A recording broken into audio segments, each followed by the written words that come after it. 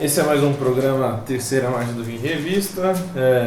Mais uma vez não temos aqui a presença do nosso mestre, Raul Felipe Valente. Mas temos aqui do Luiz Felipe. Desculpa, confundi. É Luiz. Temos aqui o Dr. Tiago Arraes, o futuro mestre Leonardo Gonçalves. Coitado de mim.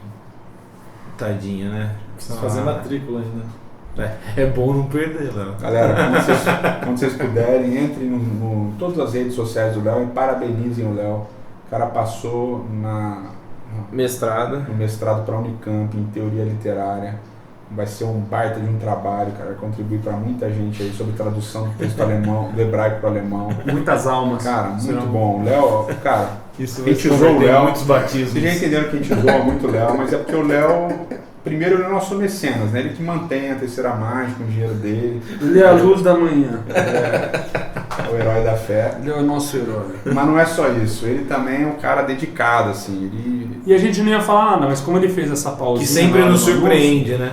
Ele sempre surpreende. A gente zoou que ele não lê mais e tal, mas o cara tá se esforçando. Ele é um cara que escreveu um projeto legal. Em uma Não noite, menciona. mas escreveu. O projeto ficou bem legal. Uma noite mas escreveu. É um cara que o que ele faz pior, eu já falei isso várias vezes. O que ele faz pior é cantar, cara. Agora vai ter muito. Vambora. Vai ter muito comentário escrito ali embaixo. Esse eu quero ler. Mas é verdade, o que ele faz pior é cantar. O cara Você sabe o que você está fazendo, né? Mas é verdade, o que ele faz pior é cantar. Ele manda muito. A gente tá aqui. O episódio de hoje é sobre o Léo. Vamos falar sobre um apanhado da vida do Léo. Cara, seria um episódio legal. Cara, esse talvez seria o mais visto. Eu sou fã Com desse menino, certeza. cara, eu sou fã desse menino. Mas como, né, isso não é Conheci do esse nosso... menino, ele era magrinho, cara, cabeçudinho. Tinha acabado de chegar de Pernambuco. Ele usava óculos, de Edson? Alemanha. Ele usava óculos? De cores... Que tipo de lente? Não, ainda não. Nessa época ele usava Ainda não tinha- meias de cores diferentes. Não, isso é o máximo. Mas isso Ele, cara, voltou na ele ia moda. pra Unicamp, com sobretudo. Quando fazia frio... Sobretudo. Em Campinas não Que faz... faz frio pra sobretudo. Faz frio, Sobretudo. cara. Sabe aquele O sobretudo de inverno de lã? 98 Aquele do Aí Matrix? ele ia com 2 2000. chumaços de papel higiênico no nariz. Igual um defunto. Aí ele entrava no carro, o Vanessa falava assim, Léo, você tá bem? Eu estou começando a ficar gripado. Gente, Aí ele ia com o negócio amarrado no o pescoço. assunto... Era um lenço. Sobretudo e 2 chumaços de papel higiênico no nariz, mano. Então, sobretudo, um lenço no pescoço, No pescoço e um chumaço, 2 chumaços no papel nariz. no nariz. Cara, era hilário, Não, mano. como O o Léo tá assunto aqui... da semana cara. passada Não, tá legal, foi a Léo, transição não de faz Isaac isso. para Jacó. Quem diria que o pessoal ia pagar pra Foi a ver esse cara transição. aquele dia, né, cara? É uma Cara, loucura. quem diria que a galera ia curtir a Jacó. música dele, mano? É loucura isso. Inacreditável. Eu não sei como. Inacreditável. E aí... Escrevia poesias muito bonitas. Não, era Algumas em terrível. parceria com você, naqueles momentos Escreveu mais... íntimos, né? Que a gente passava a noite bonito juntos isso. e tal. Sem nenhum tipo de contato físico, obviamente. Era só. Mas o que que é mais íntimo do que a conexão poética? Lógico. Bons O tempos, físico né, não é mano? nada. Bons Tem tempos. casais que passam a vida inteira tendo só relações físicas e nunca chegam no nível deles. Tá só piorando, cara.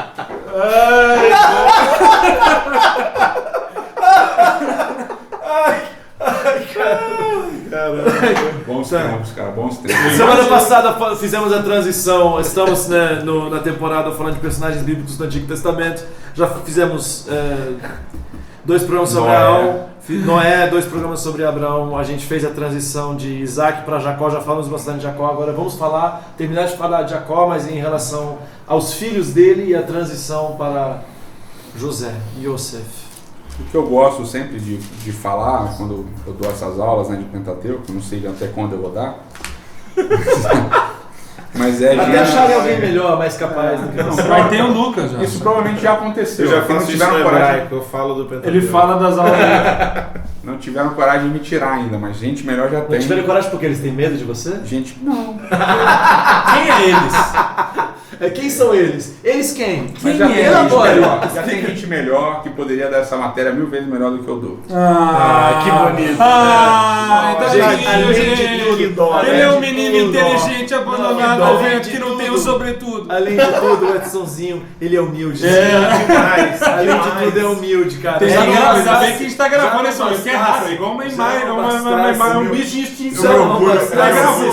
Você Tirou a foto do unicórnio. Já não bastasse ele ser inteligente e estudioso, uma rara combinação. Certo. Né? Ele é humilde. Ele de boa índole, Claro. Ah, então, Irrepreensível aí já nos seus não- caminhos. serve a igreja, Serve. Um já- servidor. um servidor. Que É uma bonito. coisa Servos são servos. Cara, a luz Um brilhou. adorador. Hoje a luz Mas brilhou. eu preparei o caminho para aquele que viria depois de mim, que é maior do que eu. Você não é digno de Eu não amarrar sou as digno de amarrar alparcas. as sandálias de Lucas Iglesias. Mas enfim, eu gosto de Você falar batiza com água, mas ele batiza batizar com fogo, é verdade. Zoação de teologia é sempre engraçada. Sempre. Mas Tem Quase textos. igual piada de pai. Mas vai. Então, Gênesis 17, né, que é a famosa e tal, começa Tem dois com pais aqui nessa a vida. última sessão, Dad jokes. Você não a sabe última o que é, sessão de Gênesis, que é capítulo 37, verso 2 em diante, que vai contar a história, narrar a história de José, que é a maior porção do livro de Gênesis, curiosamente. José. Considerado não patriarca, mas que é a maior é- sessão de Gênesis. O que é importante frisar esse ponto, Edson, antes de você voltar, porque, obviamente, repetição é algo importante na narrativa bíblica, né? A ênfase de repetição de palavras para enfatizar um conceito, para enfatizar uma ideia específica. E se você for dividir, pelo menos o livro de Gênesis em porções, né, o que demora mais tempo para escrever, a gente mencionou no capítulo anterior, aquela pausa para descrever a ida para buscar uma esposa, mas Gênesis aqui 24, curiosa aquela parte ali. Mas se a gente for parar para considerar o bloco de José, o ciclo de José da narrativa bíblica, a criação do mundo, que é extremamente significativo para a teologia no decorrer das escrituras, toma 2 capítulos, a queda o terceiro, e aqui José começa no 37, a gente vai até os 50 no caso. Então existe algo ali, né, de fato, que Existe é significativo, não só para o desenvolvimento da narrativa de Gênesis, como do Pentateuco, como uma antecipação do futuro de quem seria E ainda nessa introdução, o estilo literário, que é um estilo egípcio, né, de novela egípcia. Eu sempre gosto de mencionar. Tem novela na Bíblia? Cuidado, Edson. Mas eu gosto de mencionar isso também. Não era isso que eu ia falar antes, mas é isso que eu vou falar agora. Então a novela da Rede Record. Não, Não, o Led falou tão bonito de você no começo. Poxa. Aí você vai lá Ele e estava joga zoando. isso daí. Voltando. Tá escrito Ele no não tava formato. zoando, não. Tá voltando no formato. Tá escrito num formato de novela egípcia. As pessoas têm dificuldade de entender esse tipo de coisa. Quando a gente fala, por exemplo, que Esther tá escrito é um estilo de Comédia. literatura comédia, né? Não é comédia trapalhões, é uma comédia tal. A gente já falou. A gente vai falar sobre Excelente Esther ainda exemplo. nessa temporada. inclusive. Exatamente. Mas o pessoal não entende. Mas enfim, a ideia do estilo literário mostra a influência da cultura no próprio texto bíblico, né? Ou E que a gente chega a essa conclusão A cultura não religiosa? literatura comparada, certo? exatamente, A cultura por literatura pagã? comparada. A Por cultura pagã no texto literatura bíblico? comparada, exatamente. Tá good cop, bad cop. Sim. Mas o fato de a gente usar linguagem, Mas existe mesmo? Tá então? bom, já deu. mas o fato de a gente usar Cultura linguagem, pagã. o fato de a gente usar linguagem para falar das coisas de Deus já mostra a influência da cultura na nossa relação com Deus, e o fato de Deus se revelar na linguagem e depois se revelar num período histórico específico também já mostra a questão cultural. Mas isso é um outro assunto. Não existe um Claro. vácuo onde não existe cultura. Claro. Não existe linguagem sem pensamento, não existe pensamento sem linguagem, não existe linguagem sem Para cultura. deixar no ar, né? As implicações disso para hoje seriam bem interessantes, né? Seriam curiosos. Mas vamos Quais deixar seriam as vamos implicações? vamos deixar a pessoa. Quase, doutor Lucas. Vamos Não sou deixar doutor, isso quase, no ar. quase. Vamos deixar isso no ar. Sim. Mas o que eu gosto de falar é que essa é a última sessão que começa com a palavra Toledot, né? Essas são as gerações de Jacó. Tendo José 17 anos, apacentava, capítulo 37, verso 2. Essa dinâmica é interessante. Essas são as gerações de Jacó, tendo José 17 anos, apacentava os rebanhos com seus irmãos, ainda sendo jovem, etc. Então, quando você vai falar Jacó. das gerações de Jacó, você começa a contar a história de José. Do filho. Isso é curioso porque isso vai acontecer em Gênesis todo, né? Quando você fala, estas são as gerações dos céus e da terra, aí você conta a história de Adão. Aí fala, essas são as gerações de Adão, aí você vai contar a genealogia de Adão. Fala, essas são as gerações de Noé, aí você conta a primeira história de Noé, aí depois você fala, essas são as gerações de Noé, conta a história da genealogia de Noé, e assim por diante, né? Essas são as gerações de Terá, aí conta a história de Abraão, e assim por diante. Ou seja, toda vez que você fala, essa é a história de fulano, você conta a história do filho. Do que segue. Né? Ou seja, é sempre muito interessante, porque quem conta a história do pai é o filho. Ou seja, o filho sempre conta a A história do melhor pai. expressão do pai é o filho. É o filho. E isso, Que antecipa, obviamente, né? isso obviamente é um clima quando você fala de Jesus, que, né? Lindo As isso. pessoas falam, mostra-nos o pai, e ele fala, vocês não precisam ver o pai, vocês vêm a mim, vocês estão vendo o Pai. Então, Toledote de Gênesis já é uma antecipação. Uma antecipação. Jesus vem e ele vai contar a história de Deus. Ele fala, eu vim revelar o amor do Pai, eu vim contar para vocês a história do Pai. Então ele é a revelação. Deus falou em Hebreus, capítulo 1, Deus falou de muitas maneiras aos pais, pelos profetas e tal, mas nos últimos dias Deus falou através de Cristo. Então, que a revelação máxima do Pai é o Filho. Né? Então isso é um negócio muito bonito que está aqui na história. E eu gosto só, antes da gente entrar na história mesmo, eu gosto só de fazer uma analogia ou de uma relação com o quinto mandamento, né? Que a gente interpreta extremamente mal, né? Então, honra teu pai e tua mãe para que se prolongue os teus dias na terra e o Senhor teu Deus te dá. Né? Então a ideia honrar de que... o pai e a mãe não é obedecer cegamente. Exatamente, contar, é viver. Então você... Ser a continuidade da história dos pais. Como é que você fala? Como é que eu falo? É viver. Viver. Eu falo a experiência. É o existir. Né? O sentido da existência o sentido da existência é a existência. Então, quando acordo para a vida que eu já tenho. Então, quando o filho vive, quando o filho... Soa profundo quando você faz gestos, né? Quando o filho não é a entonação da voz. E a entonação da voz. Vai, tá bonito demais. Mas quando o filho né? Quando o filho vive, quando o filho...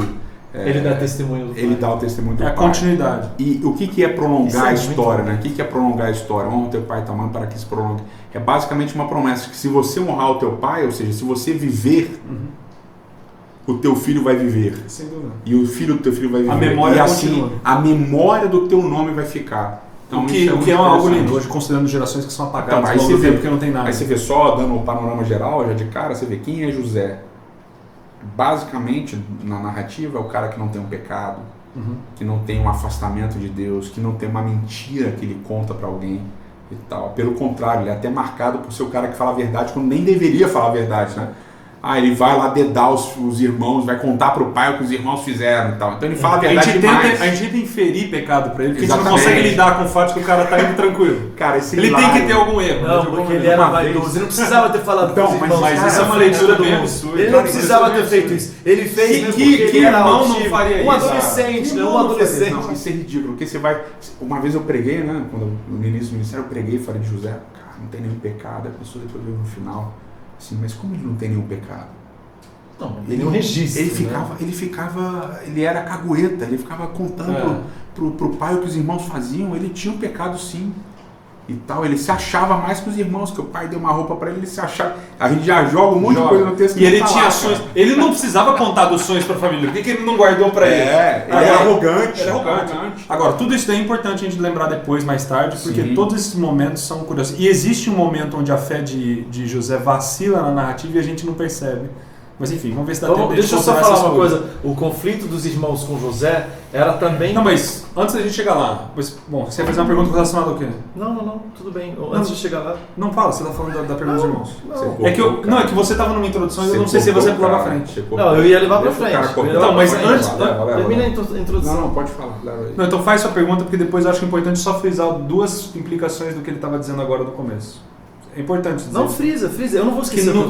Então tá, número 1 é de como normalmente a nossa leitura da Bíblia é tão corriqueira que a gente não traz ou não enxerga significado nas coisas aparentemente insignificantes. Então, no caso, o que é essas gerações? Não tem importância nenhuma. E essa conexão... Só tá avisando que tá começando tá tendo uma geração tal. E, de novo, isso já ilustra, desde Gênesis, essa beleza do que vai ser a dinâmica da continuação da memória e tudo mais.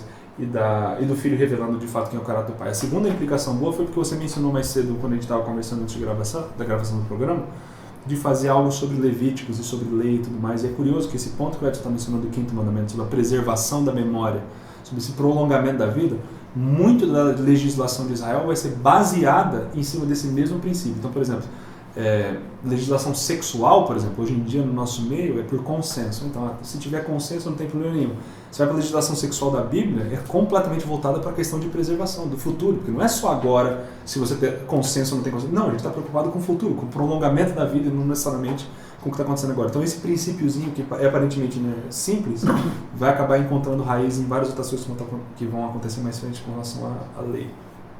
Okay. Só essas duas coisas. Agora voltamos para o que eu ia falar do conflito, né? A gente estava falando que a gente quer inferir de qualquer forma um pecado a José, né? Alguma coisa. A gente não consegue lidar com o fato. Eu tenho a impressão de que o conflito dos irmãos de José com José gira em torno do pai tratar José como primogênito, porque ele é o primogênito de Raquel.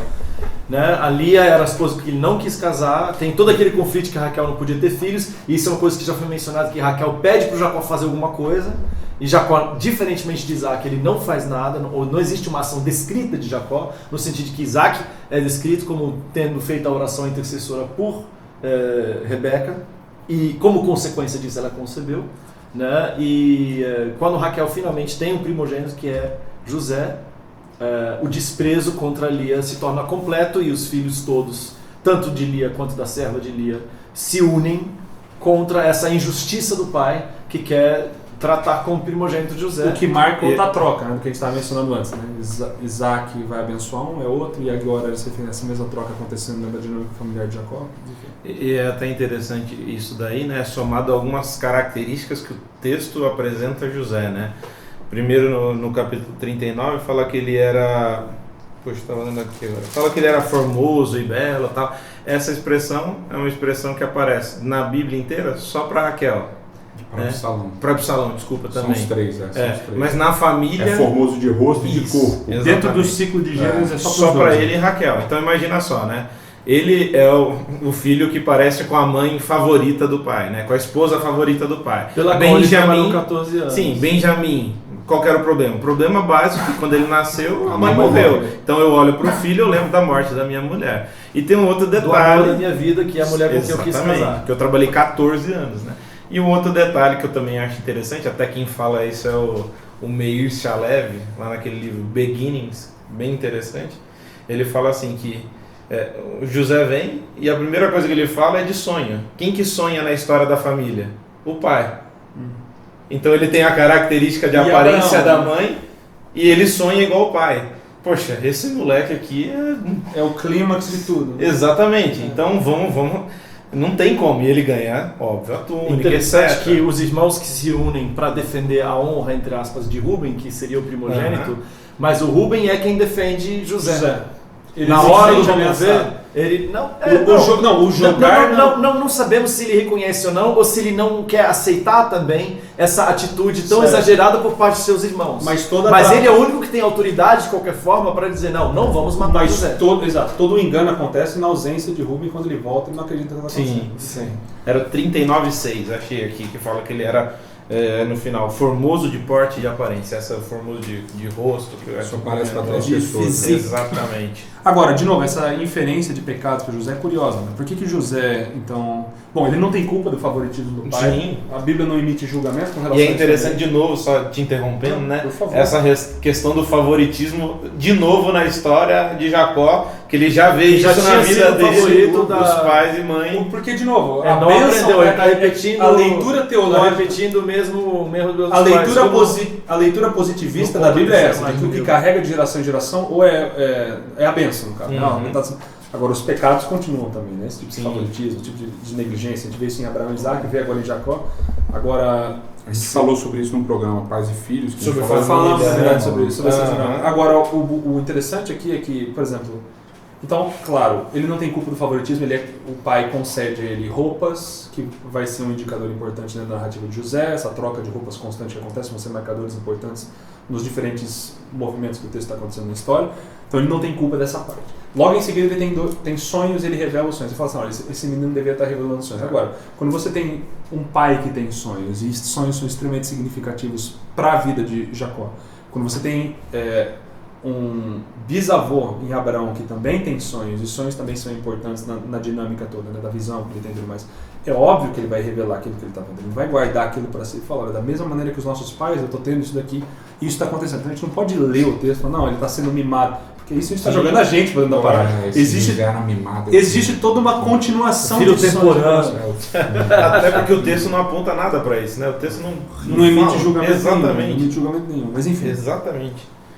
Então só para justificar... Jadéia, o filho de papai, foi sofrer no Egito, esse negócio da roupa, você devia explorar um pouco mais. Vamos falar desse negócio da roupa. Não, a história de José como um todo pode ser narrada simplesmente observando as transições, as trocas de roupas, assim, vamos dizer. Ele ganha a túnica do pai. Ele ganha a túnica do pai e esse símbolo da túnica. Os irmãos tiram. De novo, porque é um símbolo do favor do pai. Não é errado ele sentir esse favor, a roupa carrega esse favor. Lembrando, é claro, que roupas dentro da narrativa de Gênesis já tem um significado extremamente importante. Desde Gênesis 3. Considerando Gênesis 3. O ser humano, ao cair em pecado, ele se cobre com vestimentas de folhas. Em seguida, Deus traz uma roupa de peles. De novo, então isso já insinua que roupas não são simplesmente roupas, elas carregam essa segunda e mais profunda leitura de que é status, né?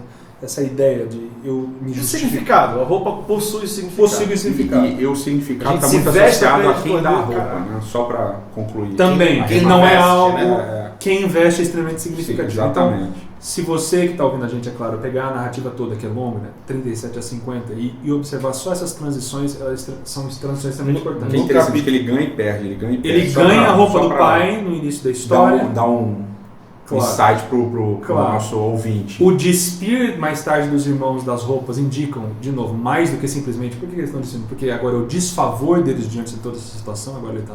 Então ele ganha não por razão dele, ele perde não por razão deles. Quando ele chega na casa de Potifar. E a mesma coisa na casa de Potifar. Na mesma coisa. Ele é vestido, depois ele é jogado no faraó ele é vestido e aí pronto, aí acabou. E acabou a última vez. Mas aí ele não reconhecem porque ele está que é uma coisa também que é legal, a gente já falou isso em algum programa, não lembro qual. Não falamos, nenhum. Em algum lugar a gente falou isso. Num texto. Falou o que, Léo? De que é muito interessante que José, o escolhido de Deus, o hebreu, na corte estrangeira, ele não se identifica como hebreu, ele é um agente infiltrado, o famoso agente infiltrado. Ninguém sabe que ele é israelita, ou os próprios irmãos não o reconhecem. Galera, tivemos um problema técnico, a bateria acabou, vamos seguir. Você tinha começado a falar, Thiago, a respeito do paralelo que existe. Daniel e Yosef mais o Edson. Né, que são os filhos do Edson, isso não é coincidência. Não, então, eu vejo 3 paralelos assim, e o terceiro talvez é duplo, né? Você tem José, você tem Daniel e você tem Esther / Mardoqueu, né? Os 3 funcionando em cortes estrangeiras, que Mardoqueu funciona na corte estrangeira também, na corte persa. Bom, o paralelo entre Daniel e José ele é linguístico, porque a frase sonhei sonhos só aparece em 2 contextos na Bíblia, no sonho de Faraó e no sonho de Nabucodonosor e Daniel, ou seja, então é uma ligação bem forte. Mas você percebe, o Thiago falou uma coisa interessante, que Daniel é reconhecido como hebreu, etc e tal, mas ele é extremamente envolvido com a parte administrativa, né?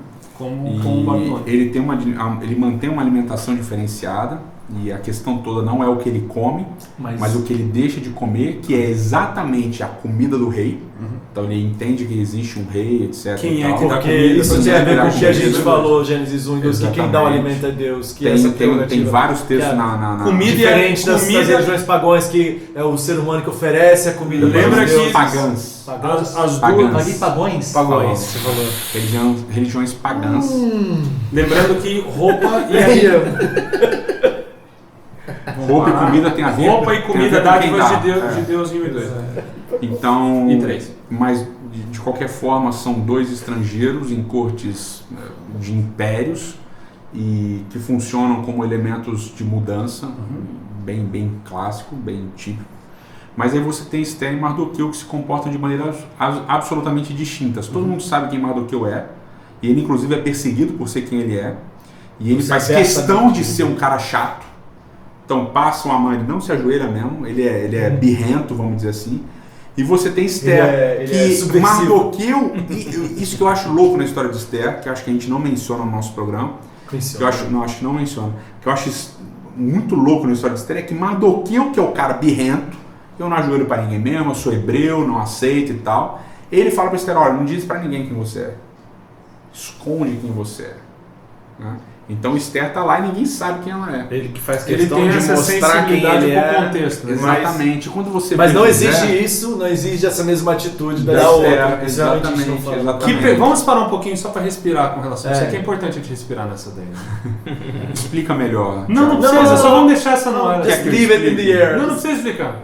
Só repete o que você disse. Mardoqueu, ele era birrento com relação ao que ele era, mas na hora que Ele mostrava pra todo mundo. Ele mostrava pra todo mundo quem ele era, ele fazia a questão de postura, mostrar a quem ele atitude era. dele Porém, com Esther, ele manda Esther esconder que quem ela estava era. numa função distinta da dele, como rainha. E talvez de maior influência. talvez com maior influência, E ele Então, com manda ela certeza esconder. de maior sem influência. explicações, prossigamos. Edson. Isso é bonito. Mas quando você vai para a história de José, na minha opinião, ele tem mais paralelos com Esther. Tem. Sim. Sem Porque dúvida. ninguém sabe de onde ele veio. Sem dúvida. Ninguém sabe quem ele é. Ele se teve uma veste ascensão e se bizarra. comporta como Esther se comporta, parte Já- da corte. Daniel não é birrento igual o Mardoqueu, mas tem uma Mas paralela que não é ele é escondida. mais flex, Certo. né? Ele é mais. Ele encontra o assim, gray area. Exatamente. Apesar que ele ora com a janela aberta, ele não tá Exatamente. ele vai lá e faz. Também Ele não tá nem aí, porque ele mantém os princípios, mas ao mesmo Certo. tempo todo mundo reconhece como um político. Ele tá trabalhando para a expansão da Babilônia. Exatamente. Ele tá cumprindo o que Jeremias fala, né? Joia assim? Ele tá Melhorou, cumprindo então. ele tá cumprindo o que Jeremias 29 fala. Vai pra Babilônia, vivam bem aí. Exato. Ele tá Tava cumprindo. antecipado. Casem-se. Agora, José tem mais a ver com Esther. Então ele tá lá, ninguém sabe quem ele é. E só vão descobrir quem ele é quando a família dele vem. E só da segunda vez. Porque ele fala. O que inicia daí todo o problema que vai se tornar grotesco em Êxodo. Exatamente. E toda a questão é como a partir do momento da chegada da família dele, Tá bom aqui, Léo? a identidade dele é revelada, né? Que é revelada na comida. Certo. Então ele vai oferecer um banquete para os hebreus, lembrando que tinha um problema tremendo que está no livro de Gênesis, lá nessa história de José, não lembro agora do capítulo e do versículo, mas depois vai reaparecer no livro de Êxodo, De qual evento você falou? dos egípcios não gostarem dos hebreus, porque os hebreus eram pastores de ovelhas. Ah, sim. A ideia não era exatamente deles serem pastores de ovelhas, mas eles serem povos nômades. Certo. Então os egípcios não curtiam, eles meio que desprezavam os hebreus. E José, como egípcio, considerado egípcio pelos egípcios, comeu com eles na mesa. O que é uma espécie de protocolo. de pecado mortal para o egípcio. E botou os curioso soldados egípcios para comerem separado. Ou seja, essa é uma atitude de José que, É. opa, pera lá. E aí tem toda a questão da comida como uma espécie de identidade, né? Ao comer com a sua família, ao comer na mesa com a sua família, ele mostra a Mostra identidade quem ele é. dele em relação aos egípcios. Certo. Não pelo que está na mesa, Certo. não pela mesa em si, mas pela separação que ele faz. Mas Com quem ele come, né? Porque os egípcios vão comer em outra mesa e ele vai comer Agora, na mesa. essa dinâmica de pastor e campo é curiosa, porque ela vem já de Gênesis 3, 4, ou 2, 4, e Yoram Hazony, que é aquele cara da Tem a ver com Esaú. Philosophy of the Hebrew também. Scriptures, né? Ele fala do caráter subversivo do pastor, né? Que o pastor não se submete a império, ele segue o trajeto dele, ele é um nômade, ele não fica num lugar só, mas é curioso como isso aparece. Quando ele se alinha junto com... Aí ele já não faz parte mais do império. Eu acho que o Brugman menciona isso também, essa né? Contra o império. É bem interessante essa faceta de José, né? Mas talvez trabalhar, eu acho que você tem um negócio para falar de José, mas acho que tenho um negócio trabalhar. pra José? Você falou que ia dizer um aspecto aí depois. Falei. No início você falou. Mas Mas eu falei dos dois no começo e o Léo voltou a falar. Foi isso. então, a gente já o que falou. eu acho extremamente importante da gente discutir e deixar claro é essa ideia de que José fazia parte de uma corte.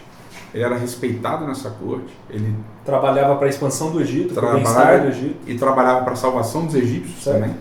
Então, tem fome na terra, tem Não fome só no a Egito. salvação, como o bem-estar, a prosperidade egípcia. Exatamente. E ele estava lá trazendo comida para um bando de pagãos, de adoradores de deuses pagãos, estava mantendo a vida no Egito. Que, de novo, lembrando parênteses, mais tarde antecipando o futuro, né? Aquele que proveu o pão, aquele que tudo mais. Que proveu o pão, exatamente. para os que não... E lembrando de Abraão, em ti serão benditas todas as nações das terras. Claro, da terra. a continuidade das Ou seja, coisas. José está abençoando as nações da terra ao prover alimento para uma terra que estava com fome. Ok? Aí, obviamente... Curiosamente, lembra dessa nuance do amaldiçoar os que te amaldiçoarem, porque os irmãos... E a dinâmica dele com os irmãos mais tarde vai seguir, mas enfim. Não, explica. Não, eu acho bonito esse paralelo que você mencionou agora, eu me lembrei que isso é muito bonito, que ele acaba sendo uma bênção para as nações, em ti serão benditas todas as terras, aí eu abençoarei o que você abençoarei, e amaldiçoarei o que você amaldiçoarei, a dinâmica dele com os irmãos, né, do que eles fizeram e tudo mais, E o funciona. que ele faz com E o ele. que ele faz com eles. O que No vocês final. fizeram mal, Deus Retribua. Porque onde era para haver maldição, vem bênção. Vem bênção. Que legal, que bonito. É verdade. É verdade. Desculpa, tá? Interrompendo. Não. Não, mas é bonito, né? A gente já está encaminhando para o encerramento. Também. Já, fala o tempo aí pra gente. Temos 3 minutos. Mas 2, 3 mas estava no meio do seu... Eu não lembro agora. É que Não, enquanto ele outra tava falando, eu coisa- lembrei de outras Eu coisas. acho que outra coisa interessante também, já que a gente tá mudando de assunto, eu tô mudando, né? É como A gente o relacionamento de José Só que a gente, eu. com Deus e a tá, associação legal. disso com a circunstância, né? Como é que é? O que aconteceu? Assim, O relacionamento a de José relação com Deus e a associação disso com as circunstâncias. Isso, Tá, tipo tá a bom. religião, sim. a circunstância, né? Tinha Então- que falar disso. Ele só se dá mal, né? Ele vai se dando mal e é até geográfica ou sei lá, topográfica a descida dele, né? Ele vai Desce pro descendo Egito, o poço, ele desce pra prisão. escravo prisioneiro, ele tá lá no fundo do poço. E tipo, Cara, a isso- religião dele isso não é- é baseada na circunstância, né? Até porque O relacionamento ele é até religião se injustiçado na casa de Potifar, né? E ao mesmo tempo é Cara, o tem- único, vamos dizer assim, podemos falar assim, é o único personagem principal da narrativa de Gênesis que não tem uma revelação divina. Nenhuma, né? Nenhuma. Nada. Mesmo nada os sonhos que ele teve, ele não fala, Deus me revelou. Uhum.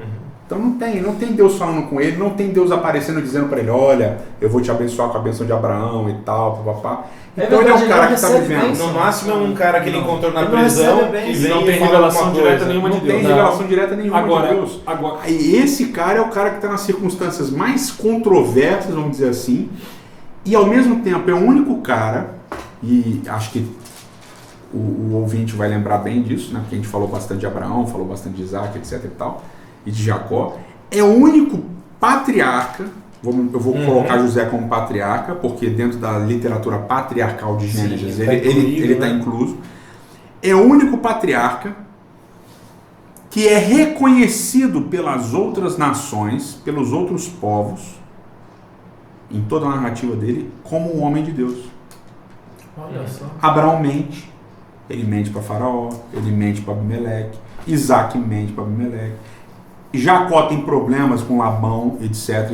Ele não mente para Labão, mas ele tem problema com Labão e tem que sair, entre aspas, fugir da casa de Labão.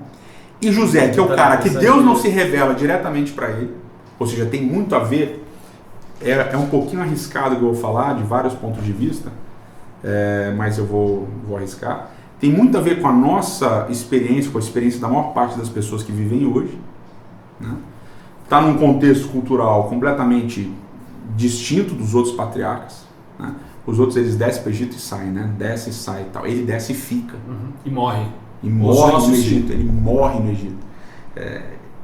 E é o cara que o Potifar olha, que o carcereiro olha, e depois o próprio faraó olha e fala assim, não, esse cara tem o Espírito de Deus. Não tem ninguém como ele tem o Espírito de Deus. E é o cara que Deus não falou.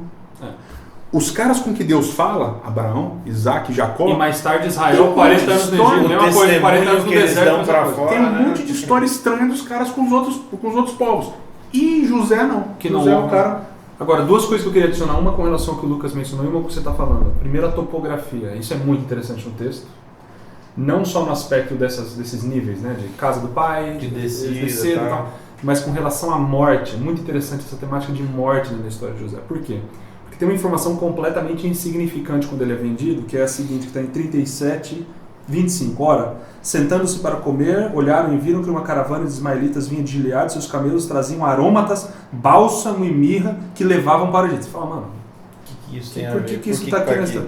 E, de novo, fazendo essas leituras De comparativas Ismaelitas. de ismaelitas, que já é curioso essa conexão. Uhum. Mas é curioso porque Tá falando, a gente tá duas Na- gerações de... na comparação de da Ismael, literatura só. você descobre que esses produtos eram voltados para embalsamar, porque era defunto e tudo mais.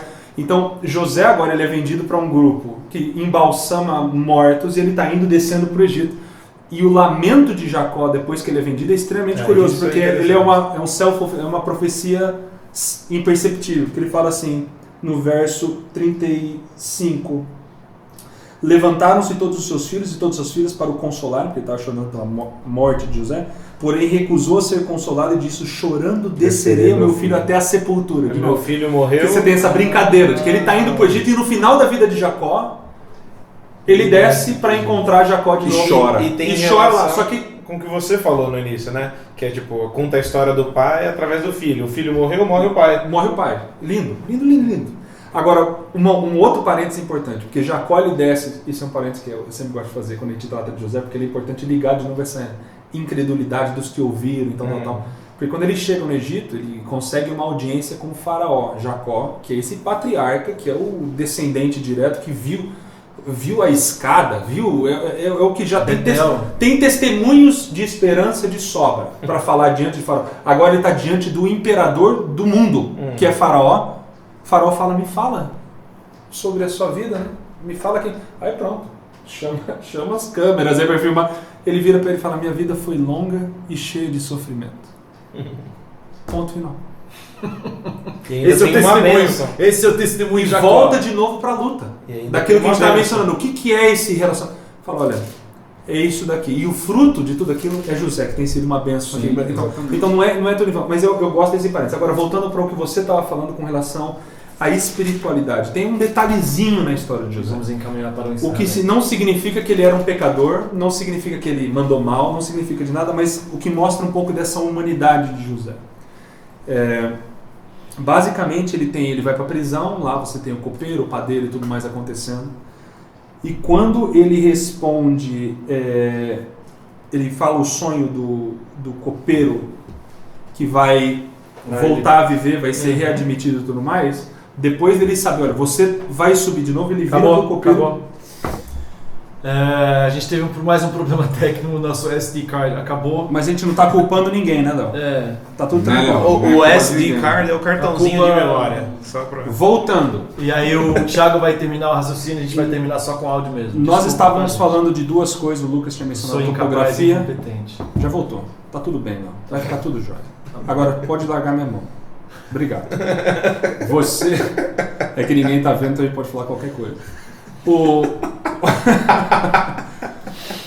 O Lucas tinha falado sobre topografia e a gente falou sobre a morte, esse tema da morte. Né? Eu irei para minha sepultura, ele vai embalsamado para o Egito. Tá. Número 2, o Edson tinha mencionado sobre espiritualidade. É curioso que o texto deixa uma indicação não de um grande pecado de José, mas da humanidade de José, de que ele também duvidou. Fragilidade, de que existe também ali uma dúvida, ele não é diferente de nós nesses aspectos. E isso acontece na prisão. Você tem o copeiro e o padeiro. O padeiro ele recebe a mensagem de que ele não vai dar certo para ele. Ele não tem um futuro muito brilhante. Agora o copeiro vai ser restaurado. E sabendo que o copeiro vai ser restaurado, ele usa essa informação. Em benefício próprio. Em benefício próprio. Ele vira no capítulo 40, verso 14, para o copeiro e diz, porém, lembra-te de mim quando tudo te correr bem. E rogo-te que sejas bondoso para comigo e faças menção de mim a Faraó e me faças sair dessa casa. Então são inúmeros verbos aqui sendo usados. Por favor, resolva o meu problema. A esperança, a confiança de José. 15 é pior, né? Diga. Porque de fato fui roubado da terra dos hebreus e aqui nada fiz para que me pusesse nessa Você viu o desespero completo de José. Tá mal. E ele difere. Não, você não tem como. Imagina que tipo de prisão era essa também. Claro. Você vai ver isso depois em Jeremias, quando ele é colocado naquele calabouço, naquele buraco. Complica porque bom, diferente de prisão. Lembrando que ele era tratado bem. José já estava sendo bem tratado na prisão, ele era reconhecido na prisão, então não é que a vida dele era uma desgraça, mas ele usa esse momento para falar, olha, eu preciso que você lembre de mim, que é uma linguagem, lembre de mim, seja bondoso para comigo, isso aí é uma oração, que é feita ao copeiro ao invés de Deus. Então isso mostra de novo essa fragilidade. E que ainda assim Deus está no controle das coisas. Depois dessa oração que ele faz ao copeiro, ele fica mais um tempão ainda da prisão. O copeiro esquece, o copeiro não lembra. Não lembra, absolutamente. E o texto diz isso. Até porque quem tem que lembrar não é o copeiro. O copeiro fala, verso 23 do 40, o copeiro, chefe, todavia não se lembrou de José, porém dele se esqueceu, de novo, mostrando que seres humanos esquecem. Só que lembrando da história de Noé, né? E Deus lembrou de Noé e tudo mais, essa linguagem. Ele lembra do sonho, ou seja, José volta para a história com o sonho. Exato. Ele sai da história por causa do sonho, agora ele volta por causa do sonho de novo. Volta por causa do sonho de novo. Então é bonito mostrando que ele não tem um grande pecado, tá? Mas mesmo uma pessoa que não consegue fé precisa exercitar esse tipo de fé. E existe essa fragilidade, pelo menos no texto, que mostra que José não está distante da gente. Pelo menos nesse quesito de às vezes duvidar. Só depois que ele encontra com o pai e tal, pra gente finalizar, né? Ele encontra com o pai e tal, e eles vão morar no Egito, num lugar determinado pelo faraó, etc. O pai morre, e aí então finalmente vem... os irmãos vão mentir. Vão mentir. No texto, a indicação é meio que clara que eles estão mentindo. O nosso pai falou pra você não fazer nada com a gente e tal. Aí José fica chateado e chora. e fala para eles, não foi vocês que fizeram nada comigo, né? Foi Deus que me trouxe até aqui, etc. E tal.